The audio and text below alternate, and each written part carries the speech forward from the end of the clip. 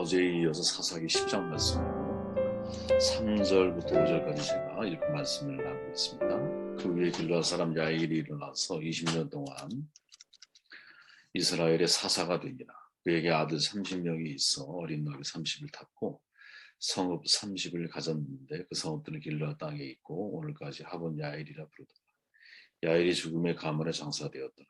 아멘. 리더는 때를 준비하며 살아야 한다라는 거죠. 특별히 이때는 하나님의 심판의 때를 가리킵니다. 늘 종말 의식을 가지고 살아야 한다라는 거예요. 종말론자가 되라는 말이 아니라 종말의 의식을 가지고 살아야 오늘을 잘 살아갈 수 있다라는 거죠. 항상 끝이 있다라는 거. 그게 우리가 야일을 통해서 얻을 수 있는 중요한 교훈이 아닐까 생각을 해보았습니다. 사사 돌라 이후에 야일이 일어나죠. 20년 동안 이스라엘의 사사로 22년 동안 이스라엘의 사사로 지냅니다. 야일은 30명이나 되는 자식들을 나귀를 탄다라는 것이 신분이 되게 고귀하다라는 거죠. 고귀한 신분으로 키웠어요. 게다가 성읍을 30개나 가졌다니 이제 밝은 아주 경영 능력이 탁월한 사람이었던 것 같습니다. 그 30개의 성읍을 하봇 야일, 즉 야일의 마을이다 이렇게 자기 이름을 기념해서 불렀다라는 것은 확실하게 자기 이름을 남긴 사람 가운데 하나라는 거죠. 그러나 그에 대한 야일에 대한 사사로서의 업적은 우리가 이제 성경을 읽어보면 세 구절밖에 안 되기 때문에 다른 데는 참조할 것도 특별히 없고요. 사사로서의 업적은 그 속에 기록이 되었지 않다라는 거죠. 이를 통해서 얻을 수 있는 교훈이 뭘까? 이 질문으로 묵상을 시작을 합니다. 4절 말씀을 제가 다시 읽어보면 아들이 30명 있었다. 나귀를 탔다. 성읍 30을 가졌다. 성읍은 하본 야일이라고 불렀다. 그리고 야일이 거기에서 죽었다. 이렇게 말하죠. 돌라와 야일은 이제 군사지휘를 위해서 사사가 된 사람들이 아니거든요. 전시가 아니라는 거예요. 외세의 침략이 없었다라는 거예요. 돌라는 아비멜렉의 죽음 이후에 동족의 아픔을 상상하려 보면 그렇다라는 거죠. 그 지역이 바로 그 지역이었기 때문에 동족의 아픔을 돕기 위해 사사가 되었다면 야일의 경우는 돌라 이후에 평온한 시기에 사사가 되잖아요. 사사로 세워진 건지 아니면 스스로 사사가 된 건지도 사실은 명확하게 이제 말하기가 어려워요. 성경은 단지 보면 일어나서라고 하는 단어로 표현하거든요. 이제 우리가 지금까지 눈치가 사사기를 묵상한 분들은 어느 정도 눈치를 채셨겠지만 사사가 되는 세 가지 경우가 성경에 묘사되어 있거든요. 예를 들어 사사기 6장에 보면 여호와의 사자가 기드온에게 하나님이 부르죠. 10장 1절에 보면 돌라가 일어나서 3절에 야일이 일어나서 이제 일어나서라고 표현하죠. 즉 이제 성경학자들은 이거를 이제 스스로 사사가 된 것 같다. 자원하여 사사가 된 것 같다. 이렇게 표현하기도 해요.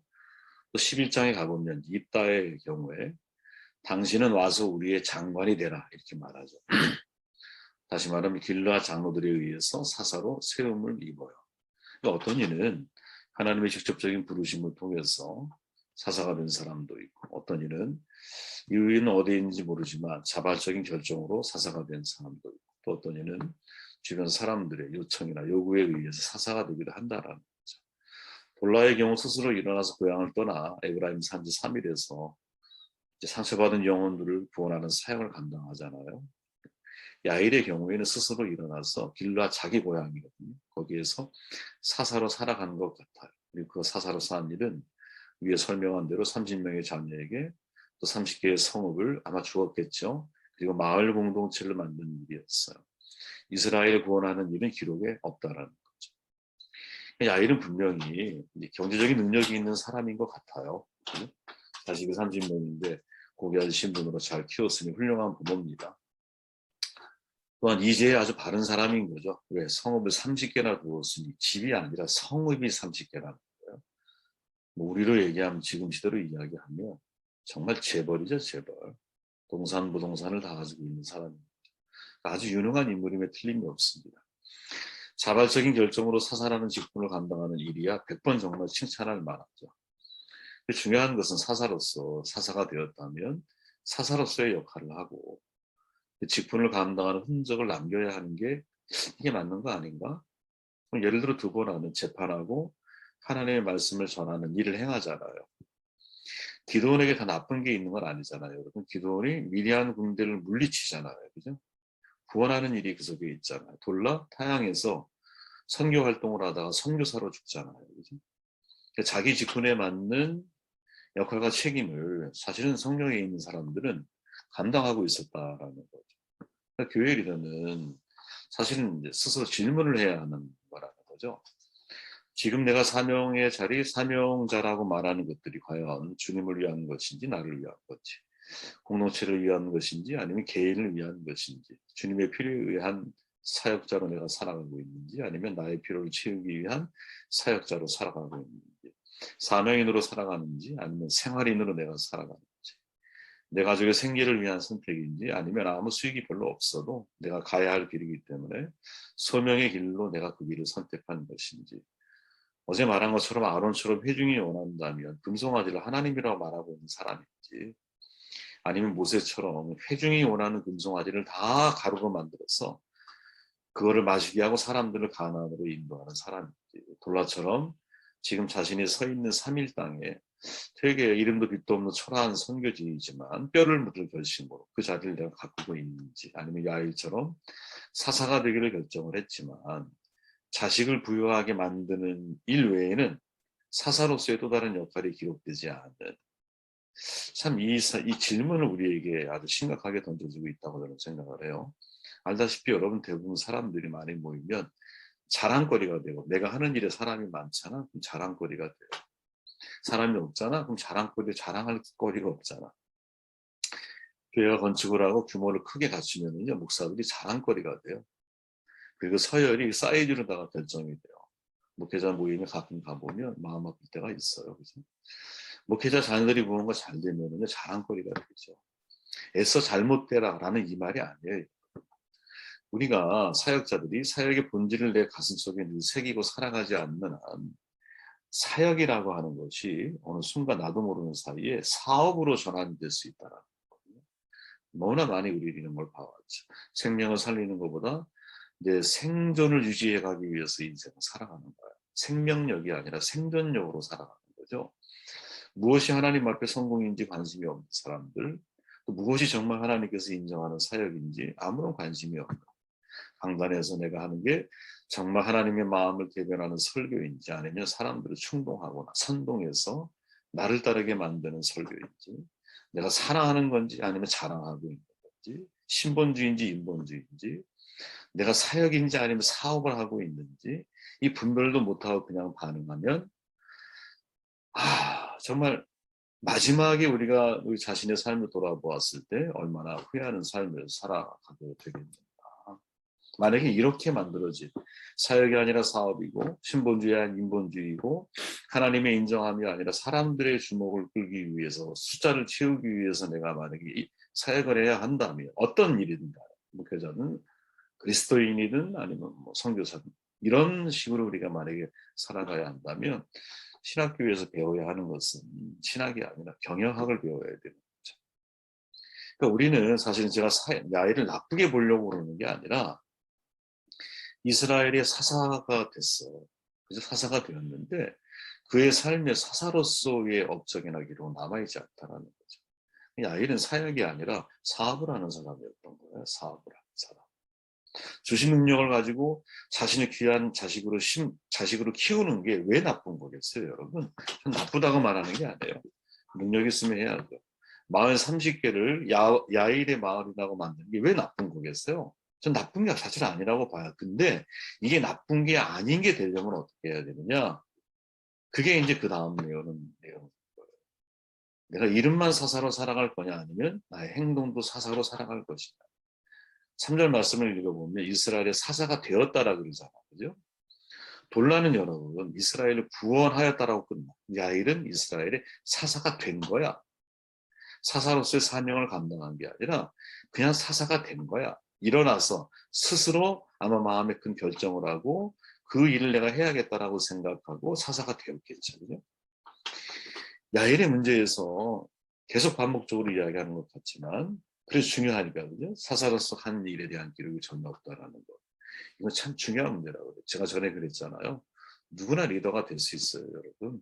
여러분 누구나 선교사 될 수 있고 여러분들도 목회 신학의 과정을 거치면 목사 될 수 있어요. 누구나 다 될 수 있다고 저는 봐요. 그러나 누구나 그 직위에 맞는 리더십을 갖추는 것을 안 해라는 거지. 누구나 목사 선교사 될 수 있지만 누구나 사역자로서의 인격과 자질을 또 영성과 실력을 갖추는 것은 안 돼요, 여러분. 정말 그런 분들이 희귀하다고 봐요. 오늘 세상에 보면 누구나 사업가가 될 수 있고요, 교수가 될 수 있어요. 그러나 그 자리에 맞는 능력과 리더십을 갖추는 것은 별개의 문제라는 거지. 30명의 아들에게 나귀를 타고 관리하는 것, 30개 성읍을 세워서 다스리게 하고, 하본 야일이라고 하는 공학, 야일 공학이죠, 어떻게 보면 만드는 거 뭐가 큰 문제이겠어요. 제가 말했지만 세상적인 관점에서는 여러분 누구나 꿈꾸는 능력 있는 가장의 모습이고 남자의 모습이거든요. 여러분들 왜 열심히 일합니까? 가난해지려고 일합니까? 아니잖아요, 여러분. 그냥 어떻게 보면 자연스러운 흐름인 거예요, 이게. 예? 그죠? 과거 우리나라 부유층들이 해온 일들이에요, 이게. 지금도 이 일이 이루어지고 있는 거야, 그죠? 그렇잖아요, 여러분. 재벌이 이제 불법 상속을 통해서 내가 힘들게 벌여온 이 기업을 다른 사람에게 줄 수 없다라는 거지. 이 일과 야일의 일이 뭐가 차이가 있습니까? 근본적인, 본질적인 면에서. 누군가는 그런 형태로다가 부의 대물림을 진행하고 있다면 누군가는 가난의 대물림을 하고 있는 거죠. 야일의 마을이라고 하는 것은 굉장히 주목해야 사실은 내용이죠. 왜? 어떻게 마을 통째로, 그죠? 30개나 되는 마을을 본인의 소유에. 지금으로 얘기하면 여러분, 엄청난 재벌인 거죠. 그렇죠? 야일이 재벌과 다를 게 뭐가 있느냐. 이것이 왜 문제가 되느냐. 그가 사사의 길을 걸어가겠다고 자원을 했던, 뭐 누구의 뭐 도움을 받았던, 자원 일어났어. 그렇게 결정한 사람이기 때문에 사사가 되는 것과 사사로서 행동하는 것은 다릅니다. 이름만 사사이냐 아니면 행동하는 사사이냐. 중요한 질문을 우리에게 던져주고 있는 거죠. 어떤 사람들은요, 여러분, 야일이 한 일이 있다 이렇게 말을 해요. 무슨 일? 22년 동안 평화로운 시간이었다라는 것에 긍정적인 전수를 줘요. 그러나 저는 여러분 개인적으로 동의하지 않아요. 이유는 두 가지인데, 하나는 그 평화는 여러분 야일이 이룬 것이 아닌 것 같아요. 돌라라고 하는 그 앞선 사사가 이스라엘을 구원하잖아. 에브라임 지파 그 옆에 므낫세 반지파에 있는 그 라인이니까 그게 연장선에서 이 평화를 얻은 열매라고 저는 보이는 거예요. 내전의 상처를 가지고 있는 사람들을 23년 동안 돌라가 엄청나게 살폈잖아요. 자기는 3일이라고 이름도 빛도 없는 장소에서 마지막 죽음을 당해요. 그죠? 그 이후에 사사가 된 사람이 야일이다 보니 사실은 돌라의 연장선에서 열매를 얻어먹고 있는 거죠. 그죠? 고생은 돌라가 하고 그 열매는 누가? 야일이 이제 따고 있는 거야. 자향기성이라고 하는 한자성어가 있잖아. 가만히 앉아서 남이 고생할 때 얻은 성과를 내가 누린다라는 거예요. 좌향기성. 우리 속담에 곰은 재주가 부리고 돈은 왕서방이 번다. 뭐 이런 말이 있잖아요. 그죠? 그러니까 수고한 사람이 따로 있는데 엉뚱한 사람이 그 이익을 얻는 거예요. 물론 그리스도인의 입장에서는 여러분, 저는 그래 우리의 수고로 타인의 혜택을 누려 기뻐해야 할 일이라고 봐요. 그죠? 부모의 마음, 아비의 마음을 품고 어미의 마음을 품으면 여러분 그냥 그래 내가 더 수고하고 내가 좀 더 불편하고 다른 사람이 더 편안함을 누리면 기뻐할 일인 거지. 왜? 부모는 자기 수고를 통해서 행복을 누리는 자녀를 보는 것 이게 기쁨이잖아요. 그러나 이거는 부모의 마음으로 그리스도인의 입장에서 이야기를 하는 거고 야일이라고 하는 그 사람을 놓고 보았을 때는 객관적인 입장에 놓고 보았을 때는 좌향기성은 본이 되는 일이 아닌 거지. 그죠? 이게 이제 첫 번째 이유야. 또 다른 이유 하나는 야일의 통치가 딱 끝났어요. 22년 만에. 그랬더니 이스라엘 백성들이 갑자기 어떻게 바뀌었느냐. 성경에 이제 6절 이하의 말씀을 보면 갑자기 바알과 아스타로스 성균의 집단적인 우상 숭배가 지역적으로 확산이 된 거예요. 바알과 아스타로스는 여러분 풍요와 번영의 신이거든. 이 두 가지 이유를 생각해 보면 이 야일은 뭐랄까 그 각자가 이제 그들의 학자가 이야기하고 있는 평화로운 시간 이거는 야일이 만든 게 아니구나. 그리고 야일이 그 22년 동안의 그 사역 속에 사람들에게 큰 영향을 준 것은 전혀 아니구나 생각을 하게 돼요. 외세의 침입이 없는 안정된 시대에 야일은 과연 어떤 것에 초점을 맞춰야 됐을까? 제가 한번 스스로 질문을 던져봤어요. 야 그래 외세의 침입이 없어 평화로운 시대야 돌라가 이미 많은 것들을 이루어놨어. 근데 야일이 거기에서 그 평화의 시대에 이 사람은 무슨 일에 초점을 맞춰야 됐을까? 돌라의 경우 상처 입은 치유자가 돼서 동족의 아픔을 회복하는 일에 초점을 맞추었다면 야일의 경우는 어떤 사역을 감당해야 했을까? 근데 아무리 생각해도 여러분 해답을 찾기가 어렵더라고요. 왜? 각 시대마다 상황이 다르기 때문에. 그죠? 단지 한 가지 우리가 내릴 수 있는 공통적인 결론이 뭐냐? 제가 볼 때 각 시기마다 직면한 문제가 달라. 당연히 주어지는 사명도 다르죠. 주어진 상황과 환경 속에서 내게 하라고 주시는 일이 무엇인지를 찾는 것에 누구나 집중해야 한다는 거지. 야일이 무슨 일을 해야 할지는 몰라요. 야일이 처한 상황이 어떤 상황인지 우리는 알 수가 없기 때문에. 그러나 그 야일이 자기의 상황과 환경 속에서 내가 사사로서 하나님이 내게 하라고 주시는 일이 뭘까? 그게 자식에게 나귀를 태우고 그게 성읍을 30개 세우라는 일이었을까요? 그건 아니라는 거지. 그러니까 그 질문을 던졌어야 한다는 거죠. 그죠? 그 질문을 던졌어야 야일의 삶에서 정말 하나님 앞에 하나님이 내게 주신 사명을 제대로 완수하는 일들이 분명히 벌어지지 않았을까? 질문을 하게 되었습니다. 자, 마지막 4절 읽고 제가 말씀 정돈합니다. 내용 쭉 보시면 가문의 장사되었다 이렇게 말을 하죠. 돌라와 야일의 차이를 서로 극단적으로 대조시키고 있어요. 지금 역사가가. 그죠? 왜?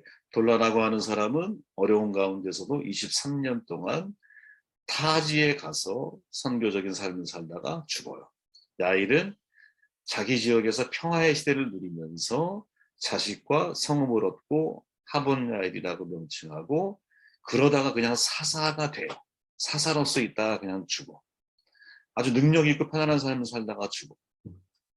사역자 야일, 또 생활인 야일로 변질되어져 가는 과정을 사실은 성경은 우리에게 소개해주고 있어요. 여기서 한 가지 질문이 이제 떠오르는 거야. 그죠? 과연 이 야일에게 필요한 게 뭐였을까? 그죠? 그러다가 문득 여러분, 가문의 장사되었더라라고 하는 이 가문이라고 하는 단어에서 힌트를 얻어요. 이 가문의 문자적인 의미가 여러분, 굳게 선다는 거예요. 히브리 동사 쿰이라고 하는 단어에서 파생된 겁니다. 본질적으로 일어선다. 일어선다. 신체적인 행위를 가리켜요. 좁은 의미로는 잠자리에서 일어나는 것, 혹은 내가 앉았다가 서는 것. 이런 뜻을 가지고 있어요. 여러 형태로다가 구약에서 사용이 되어지는데 특별히 이 단어, 이런 의미가 사용되어질 때는 전쟁을 위한 준비, 전쟁의 수행, 전쟁의 승리와 같은 군사적인 문맥에서 자주 사용이 돼요. 그리고 가몬이라고 하는 이 단어는 유일하게 여기서 한 번 딱 쓰입니다. 사사기에. 제가 헵팍스라고 그랬잖아요. 성경에 유일하게 한 번밖에 사용되어지지 않은 단어는 그 주변의 많은 사용 용례를 통해서 의미를 가깝게 접근해 가야 한다라고 그러죠. 그러니까 가문이라고 하는 것은 뭐냐면 내가 나의 직무에 굳게 서 있어야 한다라는 거죠. 거기에서 죽은 거야. 누가? 야일이. 그 죽음을 통해 우리에게 전하는 메시지가 있다면 내 직무를 흐트러지게 만드는 것, 이게 사탄의 전략이기 쉽다는 거죠. 저는 가끔 그런 생각이 들어요. 야, 목사가 정말 가장 책임감이 감당해야 할 직무가 뭘까? 저는 개인적으로 목회자는 반드시 말씀에 책임을 져야 한다고 생각하고. 왜? 이 말씀은 나 혼자 하는 게 아니잖아.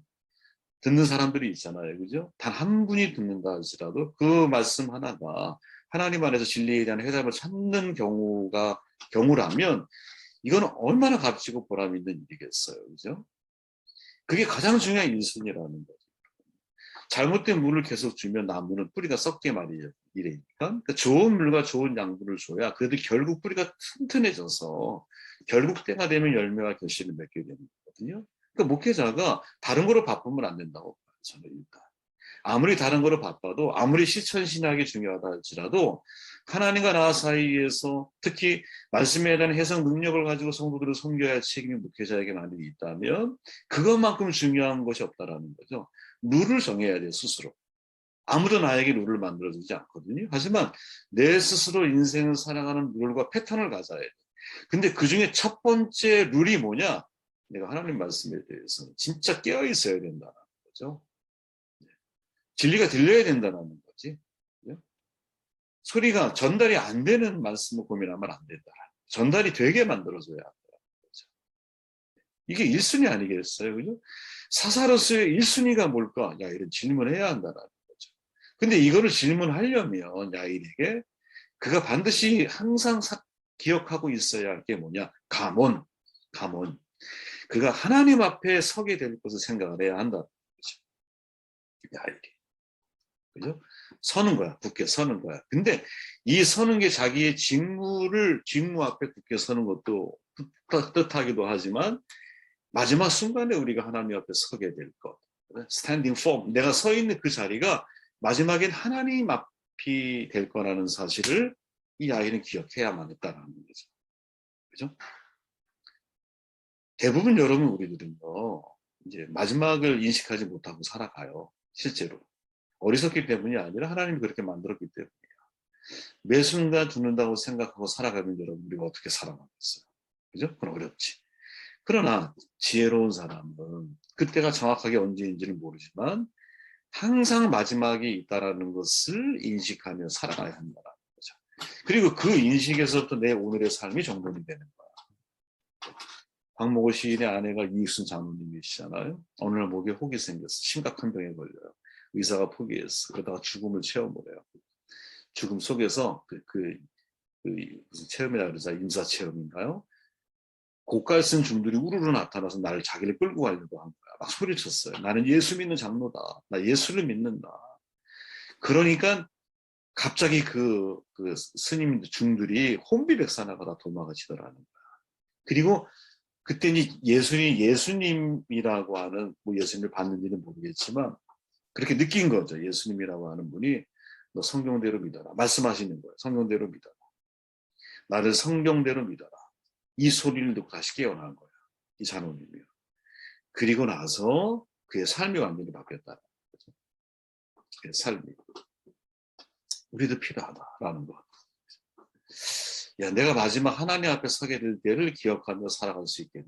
그래야 내가 오늘 과연 내 자식에게 나귀를 태우고 내 자식들에게 성읍을 주어서 야일 공화국을 만드는 자기 성을 만들어가는 삶을 살아갈 건가. 물론 이분이 사사로서 자기 자신이 결정하지 않았다면 너무나 자연스럽고 당연하고 오히려 그 일을 통해 많은 사람들이 섬기는 일을 할 수 있었다면 얼마나 좋겠어요.